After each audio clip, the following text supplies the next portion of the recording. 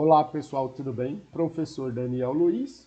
Gostaria de trazer para vocês aqui hoje uma questão da VUNESP, prova investigador de polícia, ano 2013, a questão 44.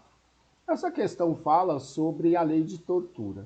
Então, vamos dar uma lida no enunciado, e ver o que a questão pede. Quanto ao crime de tortura, é correto afirmar que, bom, pela leitura do enunciado curta, já está estabelecido que nós temos que procurar uma alternativa correta dentre as 5. Então, teríamos aí 4 incorretas e uma correta, ok?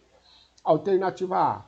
A lei brasileira, que combina pena para o crime de tortura, não se aplica quando o crime foi cometido fora do território nacional, mesmo sendo a vítima brasileira. Bom, a alternativa A está errada. Por quê?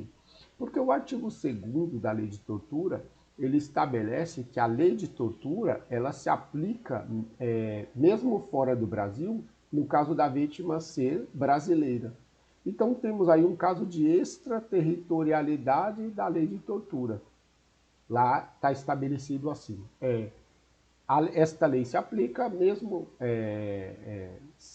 essa lei se aplica mesmo fora do Brasil, se a vítima for brasileira ou se o agente estiver sob jurisdição do Brasil. Então, nesse caso, pelo artigo 2º da lei de tortura, alternativa A errada. Alternativa B. O condenado pelo crime de tortura cumprirá todo o tempo da pena em regime fechado. Essa alternativa também está errada porque o STF considerou inconstitucional a proibição, a progressão de regime. O STF considerou que, pelo princípio da individualização da pena, em que cada pena deve ser individualizada para cada autor, porque as circunstâncias são diferentes de um de outro, o crime todo condenado deve progredir na pena. Então, o que está errado aqui? Que, na verdade, o artigo 7º, parágrafo 1º, o que a lei de tortura diz é que o condenado iniciará o cumprimento de pena pelo regime fechado. Só que quando diz iniciará, significa que ele terá direito de progredir para o regime semiaberto e aberto. Então, alternativa B, errada. Alternativa C diz, é afiançável, mas insuscetível de graça ou anistia. Bom, essa alternativa ela já começa errada, porque na verdade não é afiançável, é inafiançável. Não cabe fiança nos crimes de tortura, né? Fiança, o pagamento, um depósito judicial para que o indivíduo responda em liberdade. Isso não é possível no crime de tortura. Eu costumo brincar em sala de aula, né? Um mnemônico que a gente trabalha lá, que é o seguinte: TTTH, aceita e não aceita. TTTH se refere a tráfico, terrorismo e tortura. E hediondos, tráfico, terrorismo e tortura e crimes hediondos. O que ele aceita? Todos aceitam prescrição. Esses crimes prescrevem. Mas TTTH não aceita o quê? Não aceita GAF, não aceita graça, não aceita anistia, não aceita fiança e não aceita indulto. Posso afirmar que o crime de tortura não aceita indulto? Isso não está na lei de tortura, é verdade, mas está na lei dos crimes hediondos. Daniel, tortura é um crime hediondo? Resposta, não. Tortura não é um crime hediondo. É um crime equiparado e por ser equiparado a hediondo, assim como o tráfico de drogas e o terrorismo, ele recebe o mesmo tratamento processual. Não cabe graça, não cabe anistia, não cabe fiança e não cabe indulto. Alternativa C, então, errada.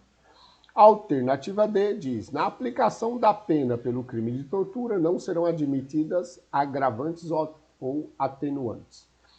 Alternativa também errada, porque o parágrafo 4º do artigo 1º da lei de tortura, ele diz que a pena aumenta de 1/3, a pena aumenta de 1/6 a 1/3, no caso de que quem cometer essa tortura seja, por exemplo, um funcionário público no exercício da função. Esse funcionário teria a pena aumentada de 1/6 a 1/3. E também aumenta essa pena conforme o tipo de vítima. Exemplo, criança ou adolescente, né? Ou adolescente, pessoas acima de 60 anos que são os idosos, deficientes, e também, no caso, e a gestante, não podemos esquecer da gestante. Se a vítima for gestante, além do o indivíduo praticar tortura, essa pena é aumentada de um sexto a um terço. E, por fim, a pena também aumenta se o crime é cometido mediante o sequestro, ok? Então, a alternativa D, errada.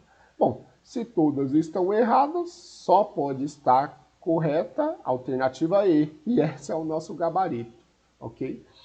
O nosso gabarito. O que ela diz? Diz assim, alternativa E. A condenação acarretará a perda do cargo, função ou emprego público e a interdição para o seu exercício pelo dobro do prazo da pena aplicada. Bom, gente, nada mais o examinador aqui fez do que repetir o parágrafo 5º do artigo 1º. É justamente o que diz. Se a condenação, no caso de prática de tortura, é claro que está se referindo ao funcionário público, né? Aquele que detém um cargo público. Então, a condenação desse funcionário, ela acarretaria a perda do cargo, função ou emprego, e a interdição para o exercício pelo dobro do prazo da pena aplicada. É um mero recorte e cola do parágrafo 5º do artigo 1º, ok? Eu espero que vocês tenham gostado. Peço que compartilhem o vídeo, me sigam lá no nosso canal no YouTube e desejo a todos uma excelente aprovação.